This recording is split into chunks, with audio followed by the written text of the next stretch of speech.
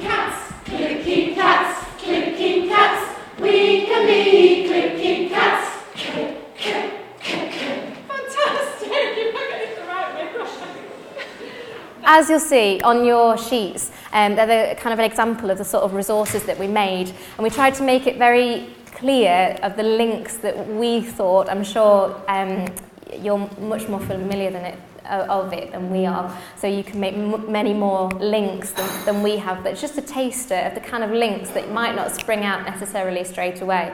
Music can do all sorts of things. It's learning patterns.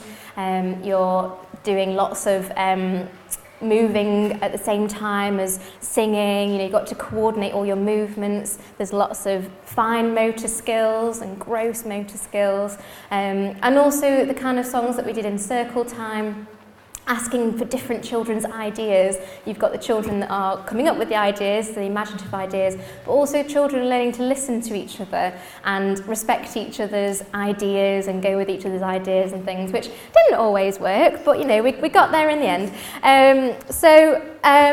I think it's just kind of making the point that there are a lot more links, and we certainly found a lot more links throughout the project as well, when we kind of got our heads focusing on it, and we were in the right sort of mind space about it. And the South Yorkshire Early Years Music site has now got all the Soundplay resources, and I just wanted to show you how to find those and the kind of examples of a couple of things that you can find there. So if you go on Music in the Round's website and onto Learning and Participation, South Yorkshire Early Years Music, you can find out all about the project, which I will mention in a little while, and also have a look at the events that we've got going on. I'll explain in a little while. But the resources, we've got a song bank in videos. There's Vanessa, looking lovely, Polly and Martha, and they're all the videos that we created throughout the project. I've got lots and lots of songs on there for you to use, lots of different themes. We've got we had jobs, didn't we, at one point, and things like the weather and things like that. So if you've got a little topic, you might be able to find the relevant things in there. So going back, we also did,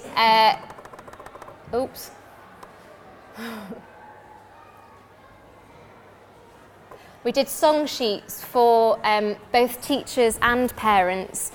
So quite similar to the ones that you've got, we wrote all the words out and linked it to the video as well, and put when it was in the video, so it was easily found. And also had some ideas for further activities as well that the parents could try. So if you are wanting to get more parent activity going on, they are available for you to use. This is the Soundplay resource pack, which is, so that's full of ideas for songs that will go with physical development. Obviously, we've gone through all of the different areas. So we really invite you to use all of those resources, and also let us know if there's anything missing, if you think, or if we've got anything wrong, which hopefully we haven't. But if there's anything missing and you think, I could really do with this, where is it, why isn't it there? So I think we want to make it as easy as possible for you to use music every day in your setting and in every area of development that you're focusing on. The resources, the videos are there for you to use. Please do use them as much as you like. And also we've set up the South Yorkshire Early Years Music Network, which again is just for you to use as much as you like. It's an 18-month project, and we're about 6 months in. So throughout the next year, we're going to be creating more resources, more videos. We're going to be doing some webinars with specific topics. So if you would like anything specific covering, please do get in touch, let us know. We've got a Facebook page as well, which is here, so that's at SYEYM, which you can find. There's little flyer in all of your packs, so you should be able to find that. And we'd love to hear suggestions or things that work well for you that we don't know about. You obviously you know your children a lot better than we do, and know little tricks to get them involved. We in our last conference that we had, practitioners reported feeling quite isolated about knowing who to talk to, about resources, where to get ideas from, where to share ideas, and we'd just really like to create this network of sharing good practice. If anybody's got problems, feeling that they can ask, and also just making life a bit easier for everybody, you know, making planning that bit easier and a bit quicker with the resources that we've got. So we would love to hear from you what you need. We're going to be doing a lot more CPD opportunities, so if you would like specific areas covering, we'd love to hear from you, and we'll obviously try and incorporate as much as we can to make it as useful a resource for you as we can. We're going to ask Vanessa to do a couple more songs to finish. If you've got any questions, please do just come and ask. Fraser and Vanessa are both available to chat, and myself as well. So, thank you. Mr. Clippity Cat, Mr. Clippity Cat plays a silly game, plays a silly game. All the kids in the streets, all the kids in the streets would like to do the same, would like to do the same. We'll put all that together. Mr. Clippity Cat plays a silly game. All the kids in the streets would like to do the same. He washes his face in orange juice. He washes his face in orange juice. He washes his face in orange juice. What I say? Sorry. Off we go. Mr. Clippity Cat plays a silly game. All the kids in the streets would like to do the same. He brushes his hair with a pineapple toothbrush. Pineapple. Pineapple! That was the first one. It was very nice. Brushes his hair with a pineapple. He brushes his hair with a pineapple. He brushes his hair with a pineapple. He brushes his hair with a pineapple. He washes his face in orange juice. He washes his face in orange juice. He washes his face in orange juice. Brilliant! Fantastic. Who's going to be next? Mr. Clippity Cat plays a silly game. All the kids in the streets would like to do the same. He has a bath in fantastic ice cream. Very nice. He has a bath in ice cream. He has a bath in ice cream. He has a bath in ice cream. He brushes his hair with a pineapple. He brushes his hair with a pineapple. He brushes his hair with a pineapple. He washes his face in orange juice. He washes his face in orange juice. He washes his face in orange juice. Huge, fantastic. Can we do that again, but with the right items? He has a bath with with ice cream. Could it be with a sponge? He brushes his hair with a hairbrush and washes his face with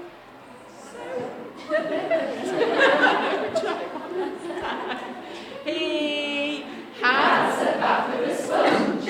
He brushes his hair with a hairbrush. He brushes his hair with a hairbrush. He brushes his hair with a hairbrush. He washes his face with soap. He washes his face with soap. He washes his face with soap.